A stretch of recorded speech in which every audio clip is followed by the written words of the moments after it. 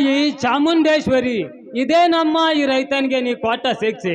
ಸುಳ್ಳಿನ ಮೇಲೆ ಸುಳ್ಳು ಸೃಷ್ಟಿಸಿ ಕಳ್ಳರಂತೆ ಕಾಡುವೆ ಜನರನ್ನು ಕಣ್ತೆರೆದು ನೋಡಮ್ಮ ಜಗದೀಶ್ವರಿ. ನನ್ನ ಹೆಂಡತಿಯನ್ನು ಕಳೆದುಕೊಂಡು ನನ್ನ ತಮ್ಮನ ಹೆಂಡತಿಯ ಪಾದವನ್ನು ಹೊತ್ತುಕೊಂಡು ಇದ್ದ ಮಗನನ್ನು ಕಟ್ಟಿಕೊಂಡು ಎಲ್ಲಿಗೆ ಹೋಗಲಿ, ಹೇಗೆ ಬದುಕಲಿ? ಬದುಕಲಿಕ್ಕೆ ಹೇಗೆ ಚಿಂತೆ ಮಾಡುತ್ತಿರುವೆ ಅಪ್ಪ? ನಾನು ಇದೇ ಜನರ ಬೂಟ್ ಪಾಲಿಸ್ ಮಾಡಿ ನಿನ್ನನ್ನು ಸಾಕುತ್ತೇನೆ ಅಪ್ಪ, ಸಾಕುತ್ತೇನೆ. ಬೇಡ ಕಂದ, ಬೇಡ. ನೀನು ಬೋಟ್ ಪಾಲಿಶ್ ಮಾಡುವುದು ಬೇಡ. ಪಾಲಿಗೆ ಬಂದದ್ದು ಪಂಚಾಮೃತವೆಂದು ತಿಳಿದು ಇಬ್ಬರು ವಿಷ ಕುಡಿದು ಸತ್ತು ಹೋಗೋಣ ಕಂದ, ಸತ್ತು ಹೋಗೋಣ.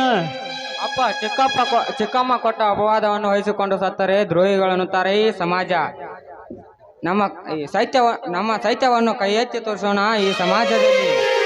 ನಿಜವಿದೆ ಕಂದ ನೀನಾಡುವ ಮಾತು. ಸತ್ಯವನ್ನು ಕೈ ಎತ್ತಿ ತೋರಿಸಬೇಕಾದ್ರೆ ನಾವು ಈ ಸಮಾಜದಲ್ಲಿ ಬದುಕಲೇಬೇಕು. ನಡೆ ಕುಮಾರ, ಎಲ್ಲಿಯಾದರೂ ಹೋಗಿ ಜೀವನ ಸಾಗಿಸೋಣ. ಅಪ್ಪ, ಬಹುದೂರ ನಡಿಲಿಕ್ಕೆ ನನ್ನ ಹತ್ತಿರ ಶಕ್ತಿ ಇಲ್ಲಪ್ಪ, ಏಕೆಂದ್ರೆ ಹೊಟ್ಟೆ ತುಂಬಾ ಹಸುವಾಗಿದೆ. ಅಯ್ಯೋ ಮಗನೇ, ಈ ರೈತನೇ ರಾಷ್ಟ್ರಕ್ಕೆ ಅನ್ನ ಹಾಕುವ ರೈತ ಎಂದು ಕೂಗಿ ಹೇಳುವ ಈ ಜನ ಈಗ ಇದೇ ರೈತನ ಪರಿಸ್ಥಿತಿ ನೋಡಿ ಯಾರು ಕೊಡ್ತಾರಪ್ಪ ಈ ರೈತನಿಗೆ ಅನ್ನ? ಎಲ್ಲಿಯಾದರೂ ಕೂಲಿ ಮಾಡಿ ನಿನಗೆ ತಿನ್ನಲಿಕ್ಕೆ ಏನಾದರೂ ತರ್ತೇನೆ ಕಂದ, ತರುತ್ತೇನೆ. ಬೇಡಪ್ಪ ಬೇಡ, ನೀನು ಕೆಲಸಕ್ಕೆ ಹೋಗಬೇಡ. ಯಾಕಂದ್ರೆ ನೀನು ಕೂಡ ಇಂದಿಗೆ 2 ದಿನವಾಯಿತು ಊಟ ಮಾಡಿಲ್ಲ.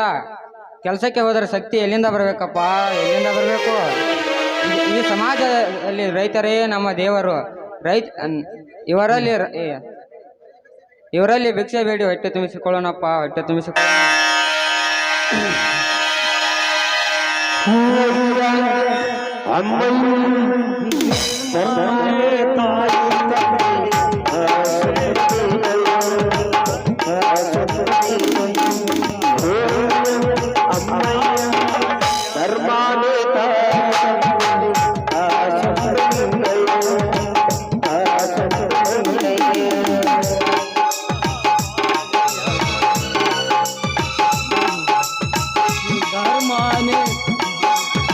ಯಾರಾದ್ರೂ 1 ರೂಪಾಯಿ 2 ರೂಪಾಯಿ ಹಣದ ಸಹಾಯ ಮಾಡಿ ಪುಣ್ಯ ಕಟ್ಕೊಡಪ್ಪ, ನಿಮಗೆ ಕೈ ಮುಗಿದು ಕೇಳಿಕೊಳ್ಳುವೆ.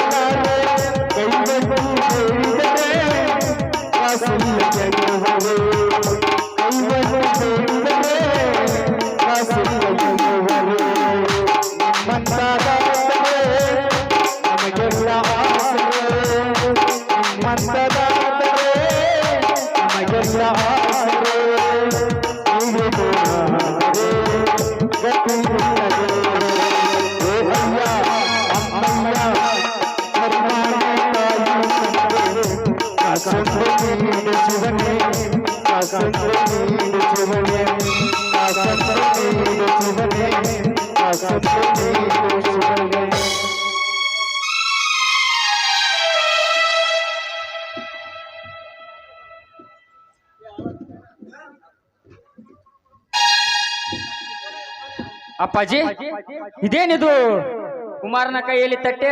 ಹೀಗೇಕೆ ಬೀದಿ ಬೀದಿ ಎಳೆದಾಡುತ್ತಿರುವಿರಿ? ಯಾರಪ್ಪ ನೀನು? ನಾನಪ್ಪ ನಿನ್ನ ಸಾಕು ಮಗ ವಿಕ್ರಮ. ಮಗ ವಿಕ್ರಮ. ಅಪ್ಪ ಹೀಗೇಕೆ ಸೋತು ಹೋಗಿದ್ದೀಯೋ ಕಂದ? ಎಷ್ಟೋ ದಿನ ನೀನು ಜೈಲಿನಲ್ಲಿ ಗತಿಸಿ ಹೋದ ಕಾರಣ ನಿನ್ನ ಮುಖದ ಗುರುತು ಸಿಗ್ಲಿಲ್ಲಪ್ಪ, ಸಿಗ್ಲಿಲ್ಲ.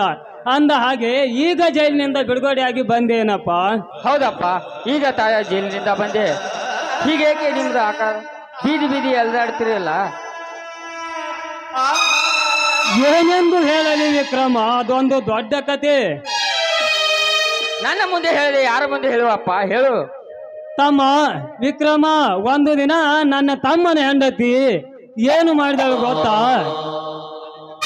ಆ ನಂಜೇಗೌಡನ ಜೊತೆ ಸರಸವಾಡುತ್ತಿದ್ದಳು ನನ್ನ ತಮ್ಮನ ಹೆಂಡತಿ. ಅದನ್ನು ನಾನು ಕಣ್ಣಾರೆ ಕಂಡು ಸಹಿಸಲಾರದೆ ಅವಳ ಕುತ್ತಿಗೆಯನ್ನು ಇಸಕ್ಕೆ ಕೊಂದು ಹಾಕಬೇಕೆಂದಾಗ ನನ್ನ ತಮ್ಮ ಬಂದಾಗ ಅವಳು ಏನು ಹೇಳಿದಳು ಗೊತ್ತಾ? ಅವಳನ್ನು ನಾನೇ ಬಲಾತ್ಕಾರ ಮಾಡಲು ಬಂದಿದ್ದೇನೆ ಎಂದು ಸುಳ್ಳು ಹೇಳಿಬಿಟ್ಲಪ್ಪ, ಸುಳ್ಳು ಹೇಳಿಬಿಟ್ಲು. ಅದನ್ನೇ ನಿಜವೆಂದ ತಿಳಿದ ನನ್ನ ತಮ್ಮ ನಮ್ಮಿಬ್ಬರನ್ನು ಮನೆಯಿಂದ ಹೊರ ನೂಕಿದನಪ್ಪ, ಹೊರ ನೂಕಿದನು.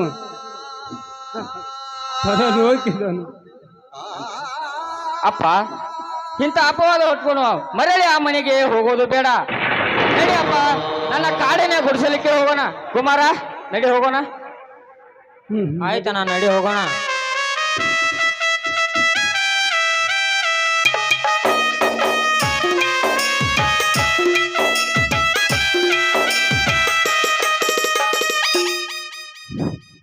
ಹಲೋ, ಮಾಂತೇಶ್ ನಾಗಪ್ಪ ಕರಡಿಗುದ್ದಿ ಅವರು, ನಾಗರಾಜ್ ತಿಗಡಿ ಅವರಿಗೆ 100 ರೂಪಾಯಿ, ಹೇಮಂತ್ ತೆಳಗಿನಮಣಿ ಅವರಿಗೆ 100 ರೂಪಾಯಿ, ಯಲ್ಲಪ್ಪ ಜಗದ್ ಅವರಿಗೆ 100 ರೂಪಾಯಿ, ಭೀಮ್ಸಿ ತಿಗಡಿ ಅವರಿಗೆ 100 ರೂಪಾಯಿ, ಮಲ್ಲೇಶ್ ತಳವಾರ್ ಅವರಿಗೆ 100 ರೂಪಾಯಿ, ಮಂಜುನಾಥ್ ತಿಗಡಿ ಅವರಿಗೆ 100 ರೂಪಾಯಿ, ಲಕ್ಷ್ಮಣ್ ಕಾಕಿ ಅವರಿಗೆ 100 ರೂಪಾಯಿ, ಭೀಮಪ್ಪ ತೆಳಗಿನಮಣಿ ಅವರಿಗೆ 100 ರೂಪಾಯಿ, ದುರ್ಗಪ್ಪ ತೆಳಗಿನಮಣಿ ಅವರಿಗೆ 100 ರೂಪಾಯಿ, ಹಾಗೆ ಬಸವಣ್ಣಪ್ಪ ಹನುಮಂತಪ್ಪ ತಿಗಡಿ ಅವರು ಕೂಡ ಯಲ್ಲಪ್ಪ ಜಗದ್ ಅವರಿಗೆ 100 ರೂಪಾಯಿ, ಮಲ್ಲೇಶ್ ತಳವಾರ್ ಅವರಿಗೆ ಕೂಡ 100 ರೂಪಾಯಿ ದೇಣಿಗೆಯನ್ನು ಕೊಟ್ಟಿರ್ತಾರೆ. ತಾಯಿ ದುರ್ಗಾದೇವಿ ದೇವಿ ಅವರಿಗೆ ಅಷ್ಟು ಆಶೀರ್ವಾದವನ್ನು ಕೊಟ್ಟು ಕಾಪಾಡಲಿ ಎಂದು ಕೇಳಿಕೊಳ್ತೀವಿ.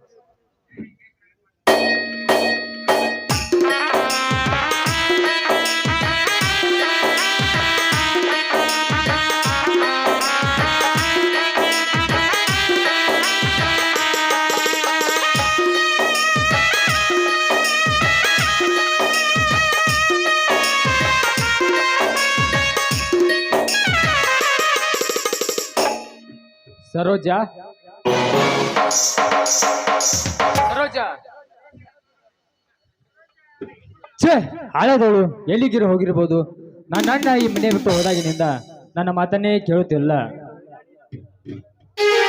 ಹಿಂದೆ ನನ್ನ ಅಣ್ಣ ಹೇಳಿದಂತೆ ಆ ಗೌಡನ ಬೆನ್ನಿಗೆ ಬಿದ್ದಿರಬಹುದೇ? ಇಂದು ಅವಳ ಗುಟ್ಟನ್ನು ತಿಳಿಯಬೇಕಾದರೆ ಇಂದು ನಾನು ಆ ಗೌಡನ ಮನೆಗೆ ಹೋಗಲೇಬೇಕು.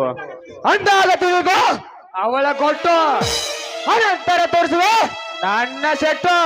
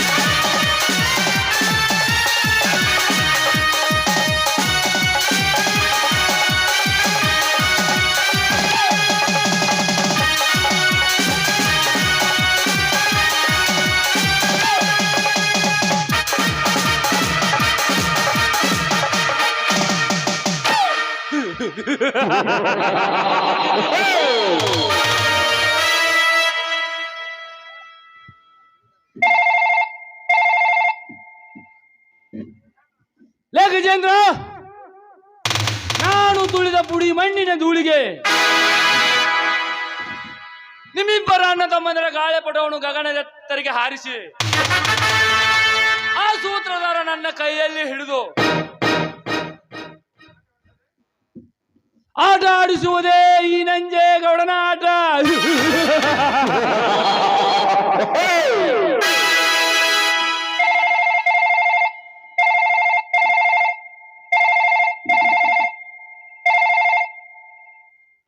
ಹಲೋ, ಯಾರು? ಸರೋಜ, ಹೇಳು ಸರೋಜ, ಹೇಳು. ಏನು ನನ್ನ ಮನೆ ಕಡೆಗೆ ಬರ್ತಾ ಇದೀಯಾ? ಬಾ ಸರೋಜ, ಬಾ.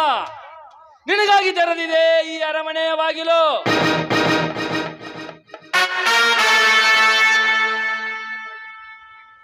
ನಾನು ಹಾಕಿದ target success.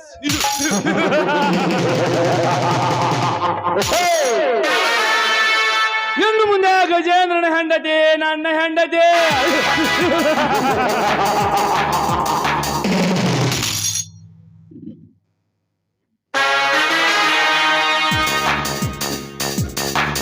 Welcome Saroja, welcome.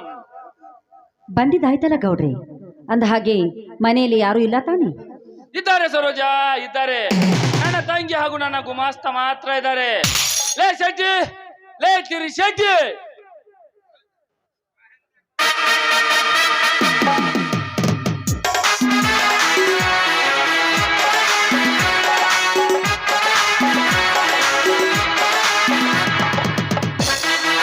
ಯಾಕ್ರಿ ಅಪಾರ, ಏನ್ ಕರೆದ್ರಿ? ಏನ್ ಕೂಗಿದ್ರ? ಲೇ ವಿವೇಕಿ, ಸುಮ್ಮನೆ ಆ ಸುಡ್ಗೇಸನ್ನು ಒಳಗಡೆ ಭದ್ರವಾಗಿಡು.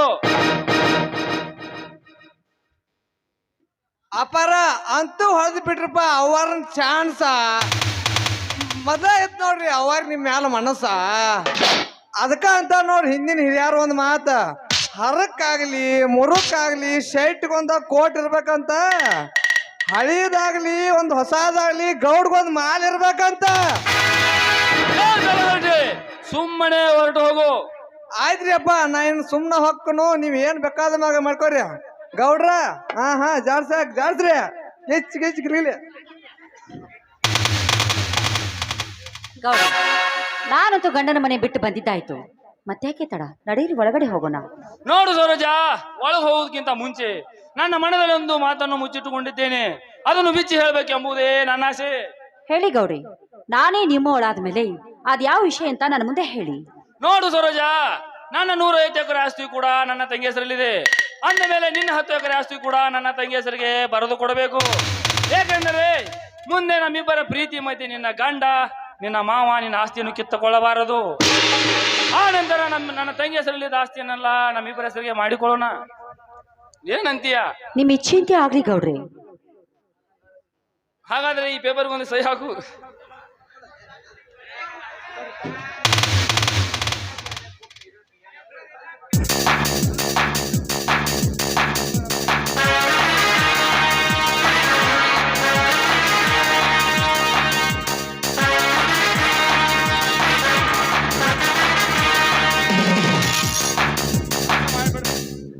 ಅದಕ್ಕೇಕೆ ಸಂಕೋಚ? ತೆಗೆದುಕೊಳ್ಳಿ ಸಹಿ.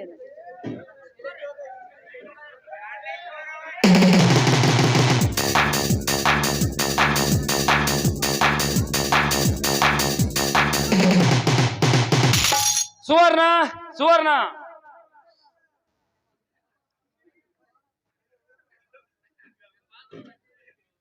ಯಾಕನ್ನ ಕೂಗಿದೆ?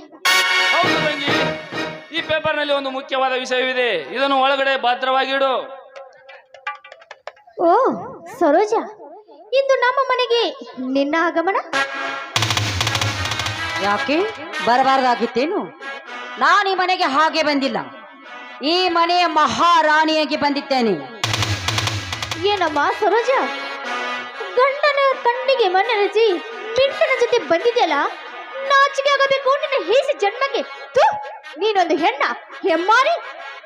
ಏ ಸ್ವರ್ಣ, ಮಾತಿಗೆ ಸ್ವಲ್ಪ ಮಿತಿ ಇರಲಿ, ಅದು ನನ್ನಿಷ್ಟ. ಅದನ್ನೆಲ್ಲ ಕೇಳೋದಕ್ಕೆ ನೀನ್ ಯಾರೇ ಮಿಟಕ್ಲಾಡಿ? ನೋಡು, ನಾನು ಈ ಮನೆ ಮಹಾರಾಣಿ. ನಾನು ಹೇಳಿದಂತೆ ಕೇಳಿಕೊಂಡು ಬಿದ್ದಿರ್ಬೇಕು ಅಷ್ಟೇ. ಸುವರ್ಣ, ಅವನಿಗೆ ಬುದ್ಧಿ ಹೇಳುವ ಅಧಿಕಾರ ನಿನಗೆಲ್ಲ. ನನಗೂ ಕೂಡ ಬುದ್ಧಿ ಹೇಳುವ ಅಧಿಕಾರ ನಿಮಗಿಲ್ಲ. ಸುವರ್ಣ, ಹೆಚ್ಚಿಗೆ ಮಾತನಾಡದೆ ಬಾಯಲ್ಲಿರೋ ಹೊಲಗಳನ್ನೆಲ್ಲ ಉದುರಿಸಿಬಿಟ್ಟೆ ನಾವು. ಹುಷಾರ್, ನಾವಿಬ್ರು ಹೇಳಿದಂತೆ ಸುಮ್ಮನೆ ಕೇಳಿಕೊಂಡಿರಬೇಕು ನಾಯಿಯಂತೆ. ಓಹೋ, ಇವರಿಬ್ಬರಿಗೆ ಕಾಮದ ಮದವೇನಿದೆ? ಇವರಿಬ್ಬರ ಕಣ್ಣಿಗೆ ಮಣ್ಣೆರಚಿ ನಾನು ಹೇಗಾದ್ರೂ ಈ ಆಸ್ತಿಯನ್ನು ದೋಚಿಕೊಂಡು ಆ ಗಜೇಂದ್ರನು ಮದುವೆಯಾಗಲೇಬೇಕು. ಆಯ್ತಣ್ಣ, ಇನ್ನು ಮುಂದೆ ನೀನು ಹೇಗೆ ಹೇಳುತ್ತೀಯಾ ಹಾಗೆ ಕೇಳಿಕೊಂಡು ನಾನು ಇರುತ್ತೇನೆ.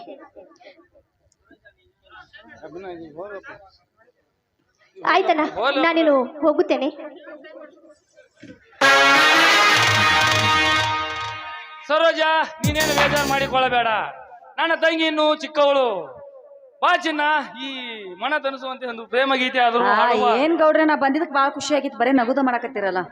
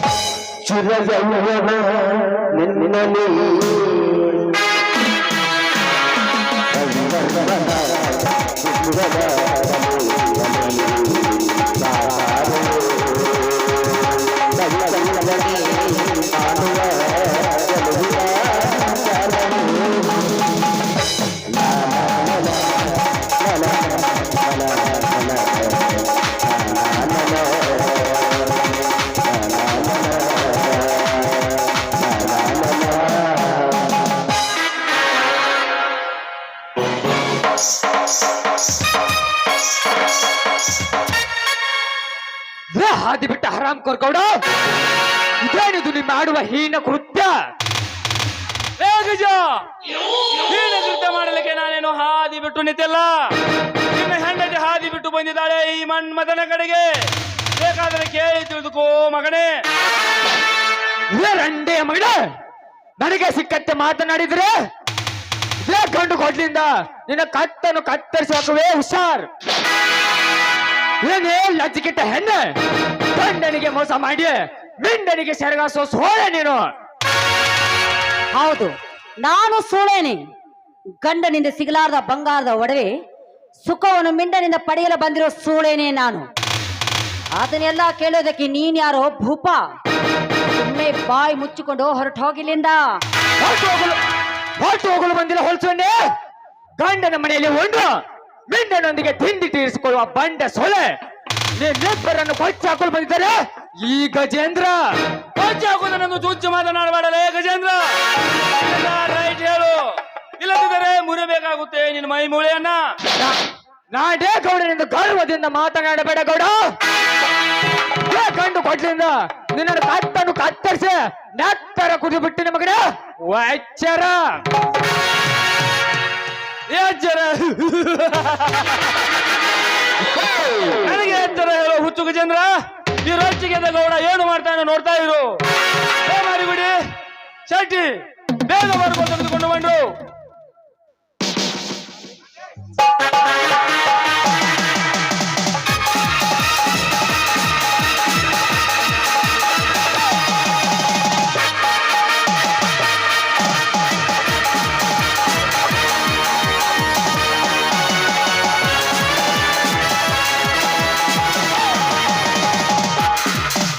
ಯಾಕೆ ದನಿ, ನಮ್ಮಿಂದ ಏನಾಗಬೇಕಾಗುತ್ತೆ ಹೇಳಿ?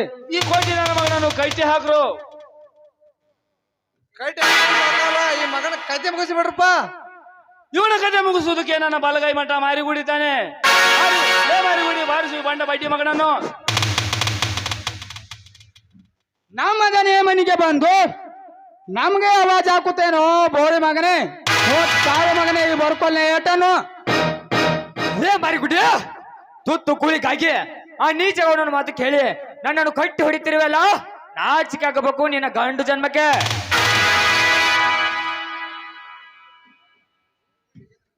ಇನ್ನು ಈಗ ಜನನ ಗರ್ವ ಅಡಗಿದಂತೆ ಕಾಣುವುದಿಲ್ಲ. ಲೇ ಶೆಟ್ಟಿ, ಬಾರಿಸು ಈ ಬಡ ಬಿಕಾರಿ ನನ್ನ ಮಗನನ್ನು. ದನ್ಯಾರ್ ಭದ್ರ ಕೋಟೆಗೆ ಬಂದ್ ನಮ್ಗೆ ಸಿಕ್ಕಂಗ ಬಗೊಳುವೆ ಸೊಕ್ಕಿನ ಕುಣ್ಣಿ. ತಾಳ ಮಗ ನನ್ನ ಕೈ ರುಚಿಯನ್ನು.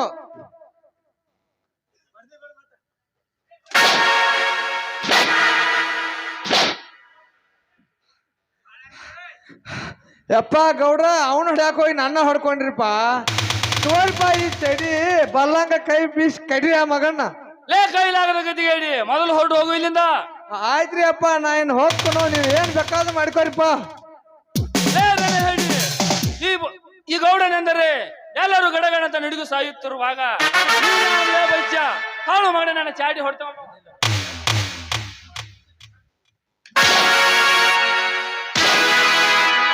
ಸೊಕ್ಕಿನ ಸೊಳೆ ಮಕ್ಕಳ, ನಿಮ್ಮ ಅಪ್ಪನ ರಕ್ತಕ್ಕೆ ನೀವು ನಿಜವಾಗಿ ಹುಟ್ಟಿದ್ದಾದ್ರೆ ಕಟ್ಟಿ ಹಾಕಿದ ಪುಂಡ ನೀನು ಬಿಚ್ಚಿ ನೋಡು.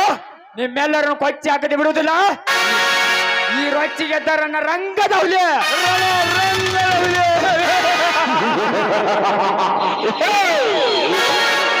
ನಿಮ್ಮಂತ ರಣರಂಗದ ಹುಲಿಗೆ ನಾಮಿಂಡ ಹುಲಿ ಆಗಿರುವಾಗ ಗುಂಡ ಕತ್ತರಿಸುವೆ ಎತ್ತರದಿಂದ ಮಾತನಾಡು.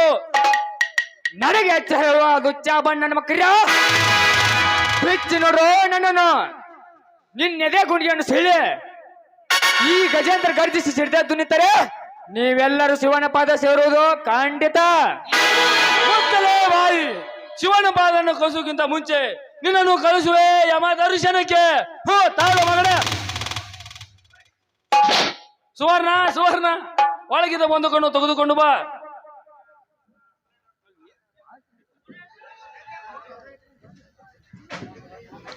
ತೆಗೆದುಕೋ ಅಣ್ಣ ಈ ಬಂದೂಕು, ತೋರಿಸು ನಿನ್ನ ತಾಕತ್ತು.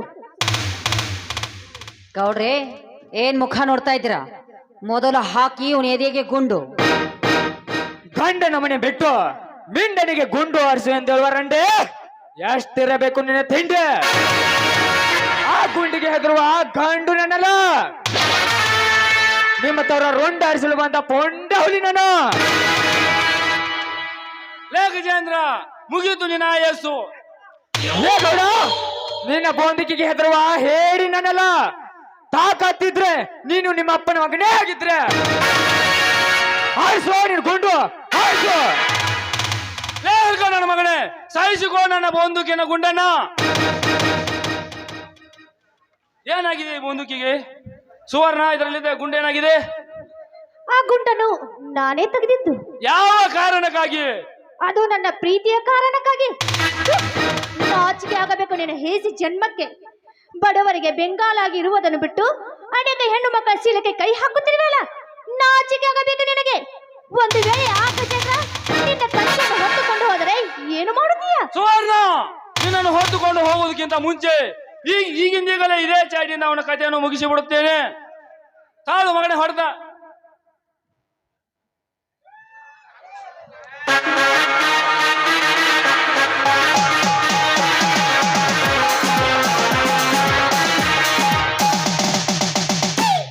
ಬಂಡೆಗೌಡ, ನಿನ್ನ ಚಾಟಿಗೆ ನನ್ನ ಮೇಲೆ ಆಕ್ರೋಶ ಕೇಳುತ್ತಿದೆ. ನೀನೊಬ್ಬ ಗಂಡದೆ ಗಂಡಸಾಗಿದ್ರೆ ಬೆಚ್ಚಿ ನೋಡು ನನ್ನನ್ನು. ನೀನ್ ಎದೆ ಗೌನಿಗೆ ಸೆಳ್ಳಿ ಬಿಸಿ ರಕ್ತ ಕುಡಿದು ಬಿಟ್ಟೆ ನಮಗಡೆ. ಹುಷಾರ್. ಒಂದು ವೇಳೆ ಹೊತ್ತುಕೊಂಡು ಹೋಗುತ್ತೀಯಾ ಎಂದದಕ್ಕೆ ನಿನಗೆ ಇಷ್ಟೊಂದು ಆಕ್ರೋಶ ಬಂದಿತ್ತಲ್ಲ. ನೀನು ಅವನ ಹೆಂಡತಿಯನ್ನು ಕರೆದುಕೊಂಡು ಬಂದಿದೆಯಲ್ಲ, ಅವನಿಗೆ ಎಷ್ಟು ಆಕ್ರೋಶ ಬರಬೇಕು? ಅಣ್ಣ, ಅವನನ್ನು ಬಿಟ್ಟು ಬಿಡು. ನೋಡ್ರಿ, ಇವಳು ಮಾತನ್ನ ಏನ್ ಕೇಳ್ತಾ ಇದ್ದೀರಾ? ಮೊದಲು ಕೊಂದು ಹಾಕಿ ಅವನನ್ನು. ಮಾಡಗಿಟ್ಟ ಹೊಯ ಮೇಲೆ ಹೇಗೆ ಬೂದಿಯಲ್ಲಿ ಬೂದಿಯನ್ನು ತಂದು ನನ್ನ ಮನೆಯಲ್ಲಿ ಬುತ್ತಣ್ಣಿ ಮಾಡಿಕೊಂಡಿದ್ದೇ ತಪ್ಪು. ನಿನ್ನಂತ ಮಡಿದಿಗೇನು ಗೊತ್ತು? ಮಾಂಗಲ್ಯದ ಬೆಲೆ. ನಿನ್ನಂತ ಮಡಿದಿಗೇನು ಗೊತ್ತು? ಮಾಂಗಲ್ಯದ ಬೆಲೆ. ಮೊದಲು ನಾ ಕಟ್ಟಿದ ಮಾಂಗಲ್ಯವನ್ನು ಬೆಚ್ಚಿ ಬಿಸಾಕು ನನ್ನ ಮುಂದೆ. ನಿನ್ನಂತ ಬಡ ಭಿಕಾರಿ ಜೊತೆ ಬಾಳೋದಕ್ಕಿಂತ ಇಂಥ ಶ್ರೀಮಂತರ ಕೈ ಹಿಡಿದು ಹಾಯಾಗಿ ಇರುವುದೇ ಒಳ್ಳೆಯದು. ತೆಗೆದುಕೋ ನೀನು ಕಟ್ಟಿದ ಮಾಂಗಲ್ಯವನ್ನು.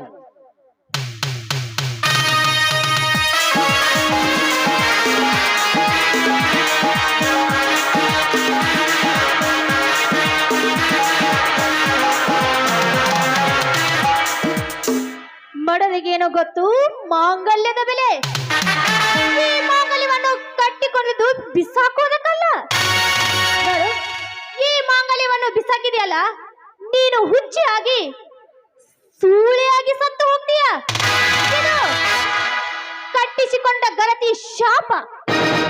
ಸುವರ್ಣ, ಆ ಮಾಂಗಲ್ಯವನ್ನು ಹೊರಗಡೆ ಬಿಸಾಕು. ಬಿಸಾಕುವುದಕ್ಕೆ ನಾನೇನು ಹುಚ್ಚಿ ಅಲ್ಲ ಅಣ್ಣ. ನೋಡೋಣ, ಈ ಮಾಂಗಲ್ಯವನ್ನು ಕಟ್ಟಿಸಿಕೊಳ್ಳುತ್ತೇನೆ. ಬಾ ಗಜೇಂದ್ರ, ಬೀಸುವ ಗಾಳಿಗೆ ಬಿರುಗಾಳಿಯಾಗಿ ಬಾ. ಉರಿಯುವ ಸೂರ್ಯಚಂದ್ರನಿಗೆ ಸಿಡಿದೆದ್ದು ಬಾ.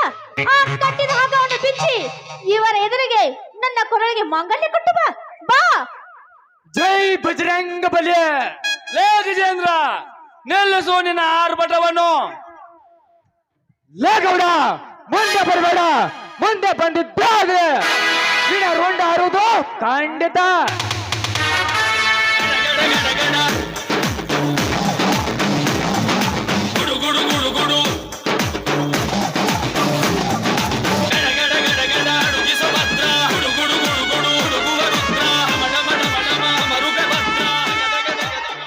ಲೇ ಗೌಡ, ನಿನ್ನ ತಂಗಿಗೆ ಮಾಂಗಲ್ಯ ಭಾಗ್ಯ ಕೊಟ್ಟಿದ್ದು ಆಯ್ತು.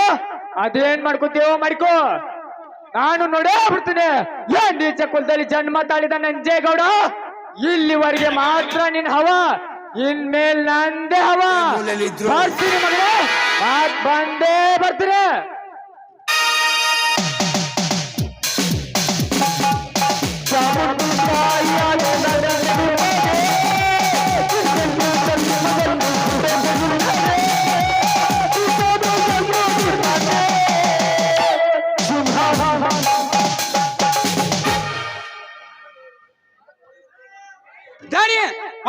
ಅವನನ್ನು ಇಲ್ಲಿಂದ ಬಿಟ್ಟದ್ದು ತಪ್ಪಾಯ್ತು. ನನಗೆ ಆರ್ಡರ್ ಮಾಡಿದ್ರೆ ಎಷ್ಟೊತ್ತಿಗೆ ಅವ್ರನ್ನು ರುಂಡವನ್ನು ಆರಿಸಿ ಬಿಡ್ತಿದ್ದೆ. ಸಮಾಧಾನ ತೆಗೆದುಕೋ ಮಾರಿಗುಡಿ, ಸಮಾಧಾನ ತೆಗೆದುಕೋ. ಈ ಸಿಂಹದ ಮುಂದೆ ಸಮರ ಸಾಧಿಸಿದರೆ ಸುಮ್ಮನೆ ಬಿಡ್ತೇನೆಂದು ತಿಳಿಯಬೇಡ. ಅವನಿಗೊಂದು ಗತಿ ನಾ ಕಾಣಿಸದಿದ್ರೆ ನನ್ನ ಹೆಸರು ನರವಂಶದಲ್ಲಿ ಜನಿಸಿದ ನಂಜೇಗೌಡನೇ ಅಲ್ಲ. ಆಯ್ತು ತಡಿ, ನಿಮಗೆ ಹೆಂಗ್ ತಿಳಿದಿದ್ದು ಹ್ಯಾಂಗ ಮಾಡ್ರಿ. ನಂದೊಂದ್ ಸ್ವಲ್ಪ ಇಲ್ಲೇ ಕೆಲಸ ಐತಿ, ಹೋಗಿ ಬರುತ್ತಾನೆ.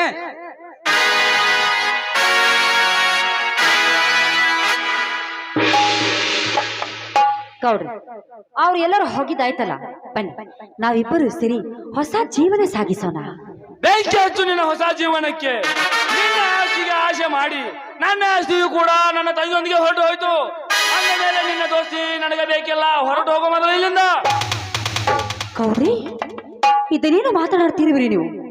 ನಿಮ್ಮೊಂದಿಗೆ ಸಂಸಾರ ಮಾಡ್ಬೇಕು ಅಂತ ನಿಮ್ಮನ್ನೇ ನಂಬಿ ಬಂದವಳು ನಾನು. ಬೆಂಕಿ ಹಚ್ಚು ನಿನ್ನ ನಂಬಿಕೆಗೆ. ಎಂದು ನಿನ್ನ ಗಂಡನಿಗೆ ಅಪನಂಬಿಕೆಯನ್ನು ಮಾಡಿ ನನ್ನೊಂದಿಗೆ ಓಡಿ ಬಂದಿರುವೆ ಅಲ್ಲ, ನಾಳೆ ನನ್ನನ್ನು ಬಿಟ್ಟು ಮತ್ತೊಬ್ಬ ಮಿಂಡನ ಜೋಡೆ ಓಡಿ ಹೋಗುವ ಹಾದರದೇನು ನೀನು? ಅಂದ ಮೇಲೆ ನಿನ್ನ ದೋಸ್ತಿ ನನಗೆ ಬೇಕಿಲ್ಲ, ಮೊದಲು ಈ ಮನೆ ಬಿಟ್ಟು ಹೊರಟು ಹೋಗು. ಗೌಡ್ರಿ ದಯವಿಟ್ಟು ಹಾಗೆಲ್ಲ ಮಾತನಾಡಬೇಡಿ. ನಾನು ತಪ್ಪು ಮಾಡಿಬಿಟ್ಟೆ. ದೇವರಂತ ಗಂಡನಿಗೆ ಮೋಸ ಮಾಡಿ ನಾನು ತಪ್ಪು ಮಾಡಿಬಿಟ್ಟೆ. ಗೌಡ್ರೆ ದಯವಿಟ್ಟು ನನ್ನನ್ನ ಈ ಮನೆಯನ್ನು ಹೊರ ಹಾಕಬೇಡಿ. ಕೈ ಮುಗಿದು ನಿಮ್ಮ ಕಾಲಿಗೆ ಬೀಳ್ತೀನಿ ಗೌಡ್ರೆ. ನಿನ್ನನ್ನು ಹಾದಿ ಬಿಟ್ಟ ಮಾನಗೆಟ್ಟವಳು ನನ್ನ ಮನೆಯಲ್ಲಿ ಇಟ್ಟುಕೊಳ್ಳಲು ಅದೆಂದಿಗೂ ಸಾಧ್ಯವಿಲ್ಲ. ಹೊರಟು ಹೋಗು ಮೊದಲು ಇಲ್ಲಿಂದ.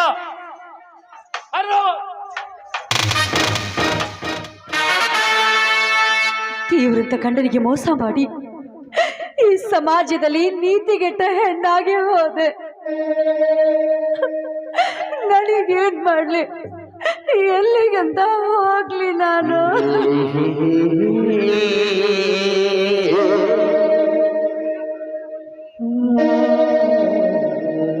ಹೋಗು ಹೆಣ್ಣೆ ಹೋಗು. ನಿನಗೆ ಕರೆ ತಂದು ನನ್ನ ಸರ್ವ ಆಸ್ತಿಯನ್ನು ನನ್ನ ಕಳುಹಿಸಿ ಮಾಡಿಕೊಳ್ಳದಿದ್ದರೆ ನರ ವಂಶದಲ್ಲಿ ಜನಿಸಿದ ನಂಜೇಗೌಡನೇ ಅಲ್ಲ.